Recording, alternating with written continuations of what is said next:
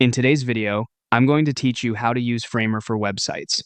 First, head to Framer in your browser and open the project you want to work on. If you're starting from a blank site or template, that's fine. Just make sure the canvas is open so the AI can place sections for you. Inside the editor, look for the Agent panel and open Ask Framer.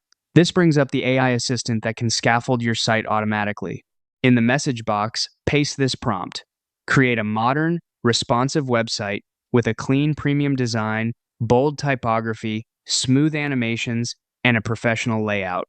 Include a stylish header, hero section, services, portfolio, projects, testimonials, contact section, and a mobile-friendly navigation. Then press Enter to submit. Framer may ask a few follow-up questions to tailor the result. If you see a question like, "What kind of professional site should this be?" Answer with the primary focus of your site, such as design studio, personal portfolio, consulting, small agency, or product landing page. Clear direction here helps the AI choose the right visual language and structure. Next, you may be asked, should repeated elements be reusable components or kept one-off on this page? Choose reusable components if you want consistent headers, buttons, or cards you can edit once and reuse across pages. Pick one-off if this is a single-page concept and you want maximum flexibility without a component library. When you're ready, click Continue.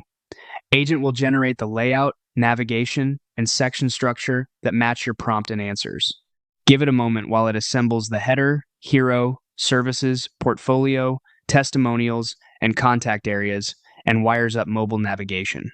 As it finishes, review what's been added on the canvas. The goal is a solid, responsive foundation you can refine, adjust copy, swap images, and tune animations without rebuilding from scratch. And that's it. A fast, guided way to stand up a polished site with Framer's Agent and Ask Framer.